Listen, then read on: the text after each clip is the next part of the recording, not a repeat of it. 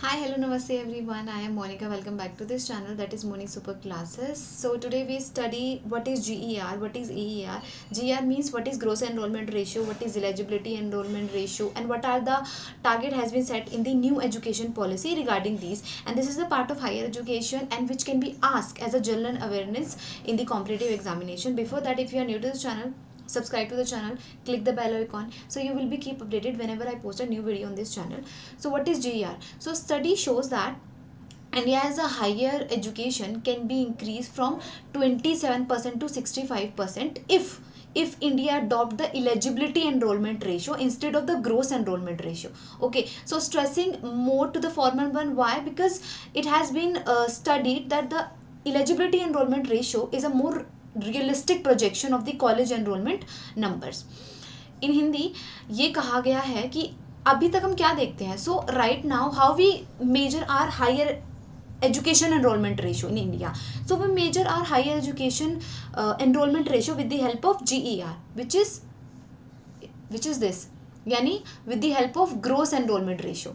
This one study says that we should move on to the EER, eligibility enrollment ratio, over this GER. यानी GER से eligibility enrolment ratio एक right major है जिसके through हमें अपना higher education enrolment measure करना चाहिए. Okay, so what is GER? Now the first question is that. So GER क्या होता है? GER is a ratio of population in the age or within the range of 18 to 23 age group of the people who are enrolled in the higher education. So right now how to calculate GER? Population enroll or the people enroll?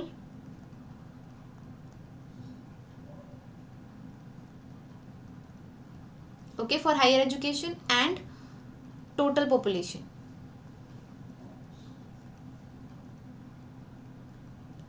Population enroll for the 18 to 23 year of age group. Right now this is the measure this is the mechanism we use to measure the higher education enrollment ratio.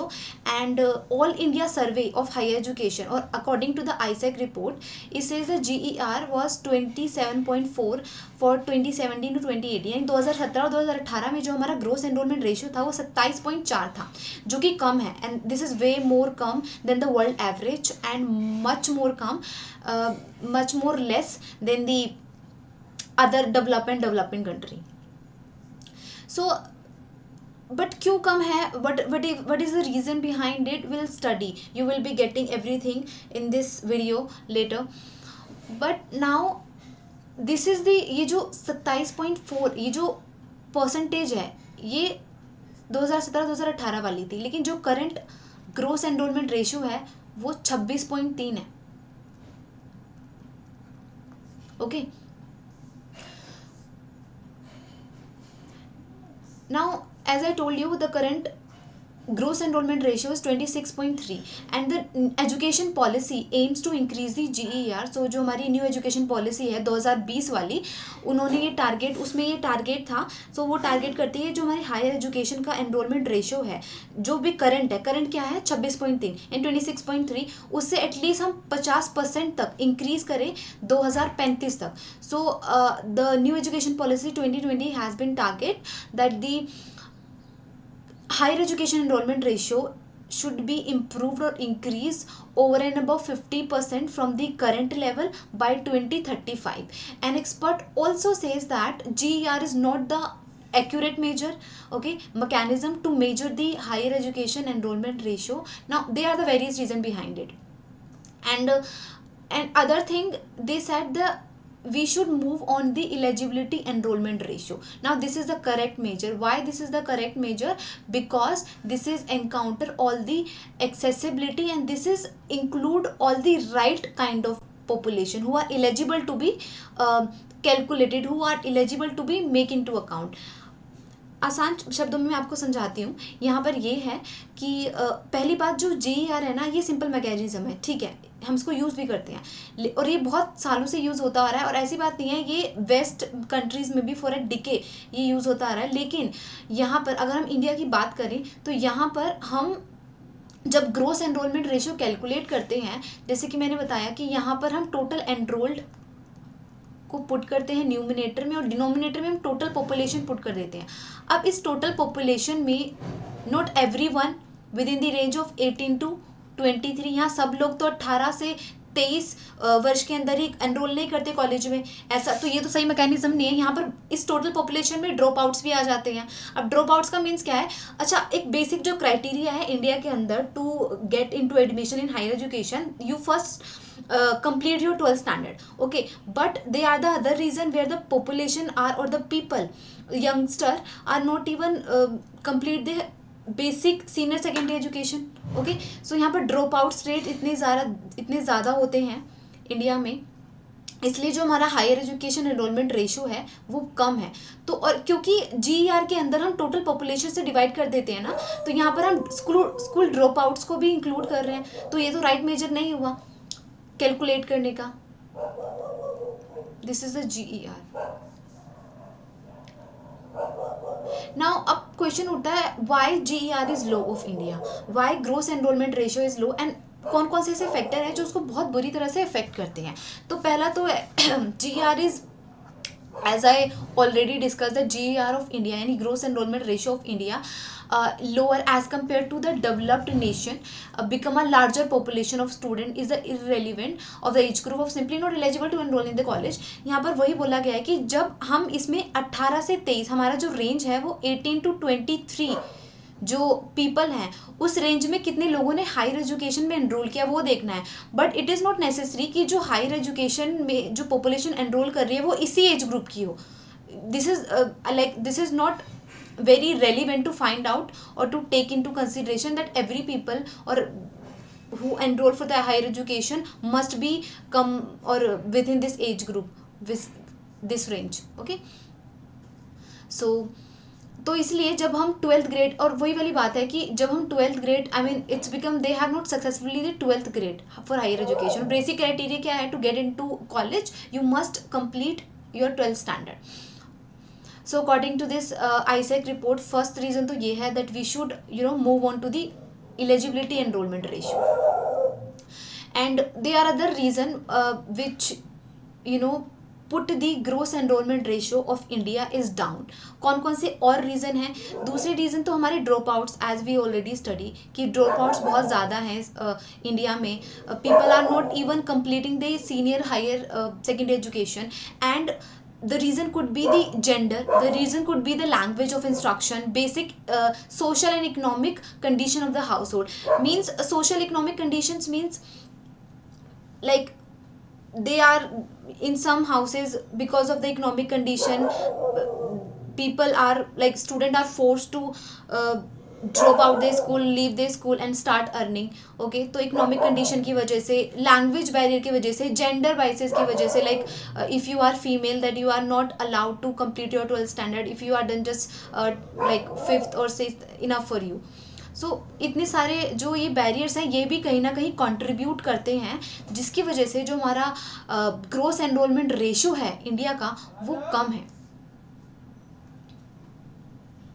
You can see this is the marginalized group. And one more thing, in this video I mean all the slides I have been highlighted with the red and blue color, so this is easier for you to read out like what is fact you need to be remember and what is important.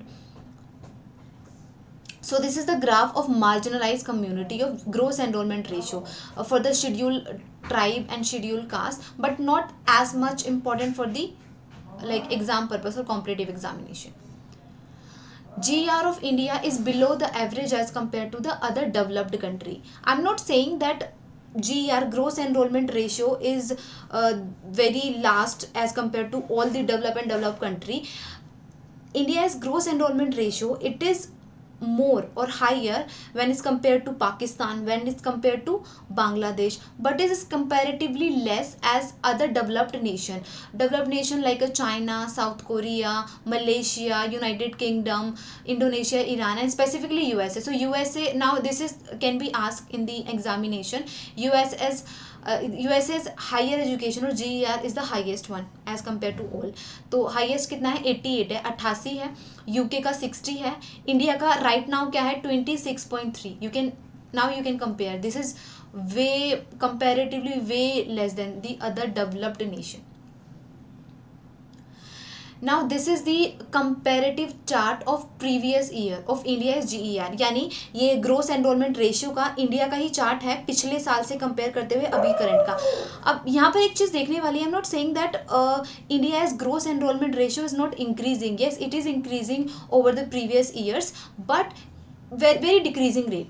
Right मतलब कि increase तो हो रहा है. आप देखोगे कि 2017-2018 में जो ग्रोस एनरोलमेंट रेशियो था इंडिया का ही वो 25.80 था, यानी 25.80. लेकिन 2018 और 2019 में जो ग्रोस एनरोलमेंट रेशियो है 26.3 है, 30 है.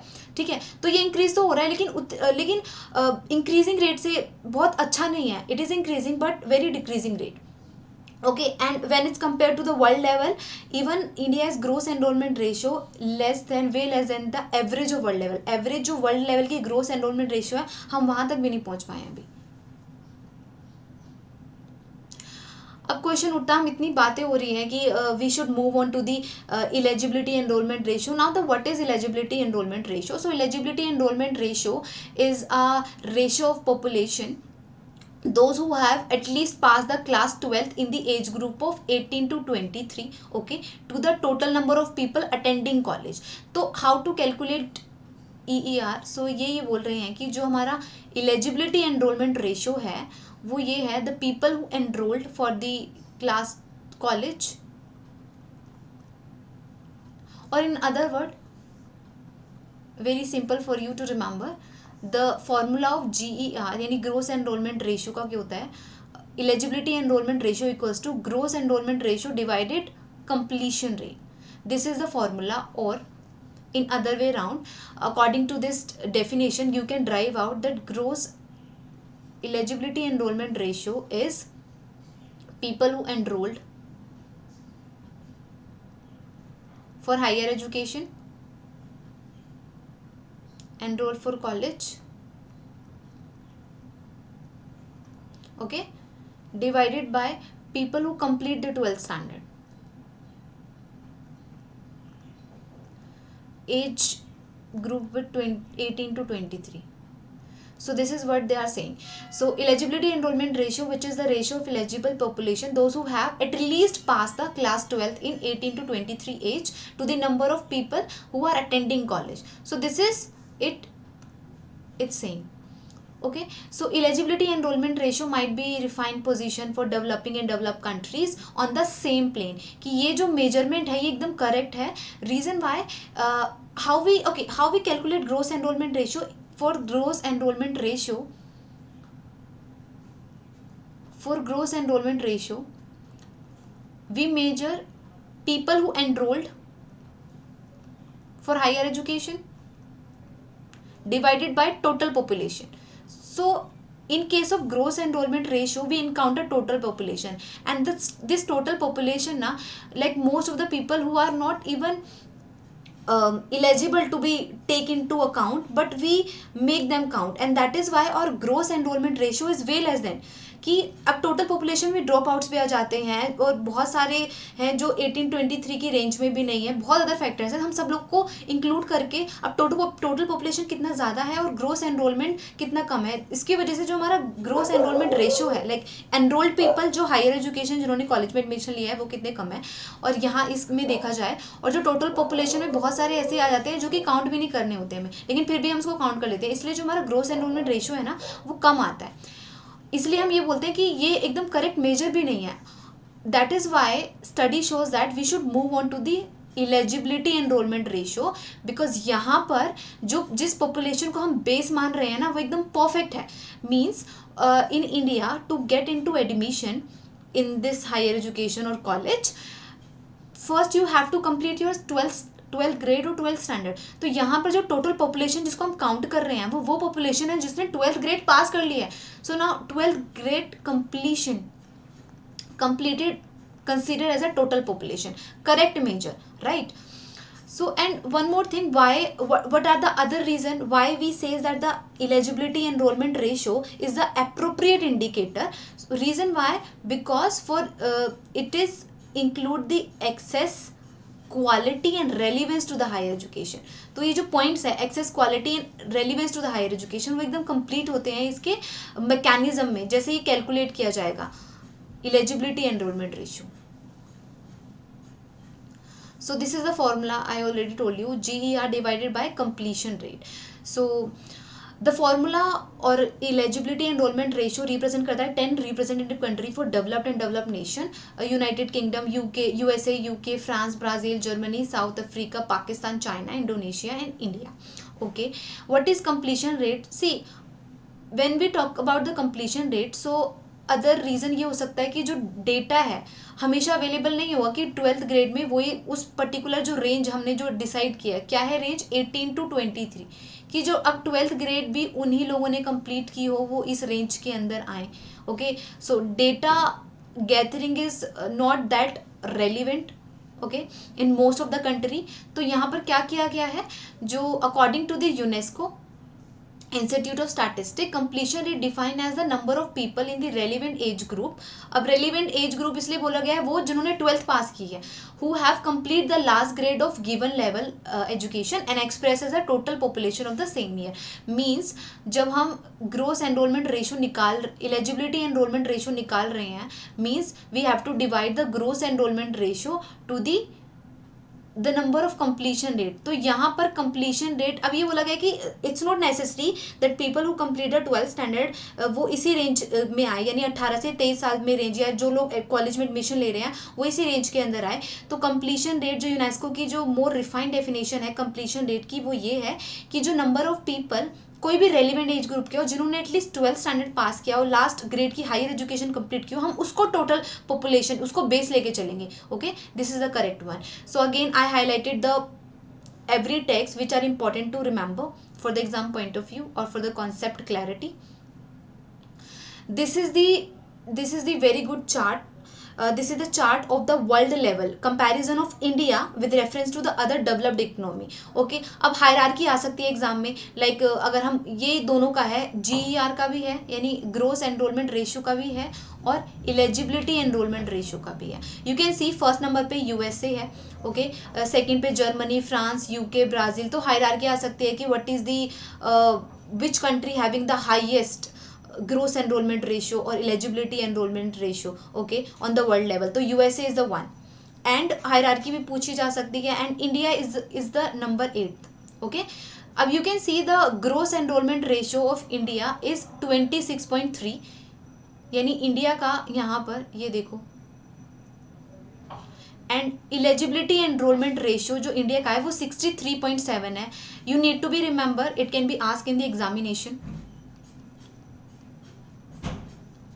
इंडिया का जो ग्रोस एनरोलमेंट रेशियो है which is 26.3 and eligibility enrolment ratio is 63.7. Now the question must be arise in your mind, why this is so huge gap in the GER or ER? huge gap इसलिए है, and this is the one of the reason जिसको हम बोल रहे हैं कि at least now this is the high time we should move on to the eligibility enrollment ratio, कि अब तो हमें eligibility enrollment ratio को ही as a mechanism choose करना चाहिए, ये कैलकुलेट करने के लिए, चेक करने के लिए कि हमारा higher education enrolment ratio India का कितना है। क्योंकि जब हम gross enrolment ratio when we calculate ना ग्रोस एनरोलमेंट रेशियो ना, we divide for total population, like for GER enrolled people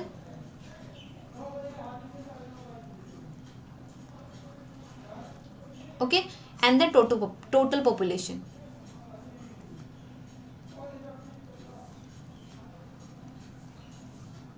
अब total population is way too much, like whole we include everyone, and enrolled people for the college is way too less.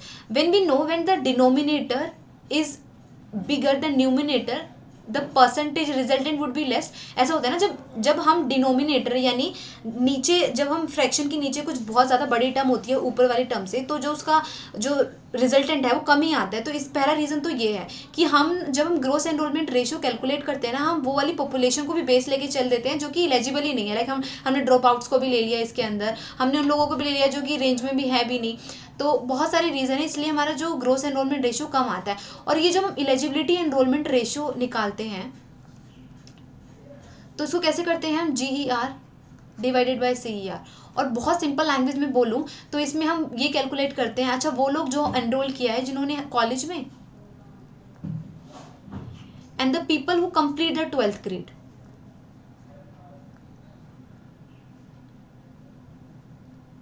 Okay, the best measure, this is the best measure. इसलिए एकदम correct भी है, और reason ये भी है कि इसलिए ये 63.7 ज़्यादा आ भी रहा है. ओके, सो ये चीज़ें याद करने वाली है. हायरार्की देख लेना कि if question can be asked in your examination or competitive exam as in part of general awareness in this higher education, that what is which country has the higher gross enrollment ratio, then it is a USA, and what is 88.6 यहाँ पर, और which country have the lowest enrolment. से lowest का बहुत कम पूछा जाएगा, but lowest की बात है तो पाकिस्तान में अगर वर्ल्ड इकोनॉमी में देखा जाए तो जो पाकिस्तान का ग्रोस एनरोलमेंट रेशियो है 9.4 है. ओके, तो इंडिया का इंक्रीज तो हो रहा है बट वेरी डिक्रीजिंग रेट, उतना अच्छे नहीं हो रहा. अगर हम वर्ल्ड लेवल पे कंपेयर करें तो वो अच्छा नहीं है. ओके, ना मूव ऑन की कुछ टारगेट सेट किए हैं हमारे न्यू एजुकेशन पॉलिसी 2020 के अंदर. वो कौन कौन से हैं? So new education policy universalise for education from preschool and senior secondary level.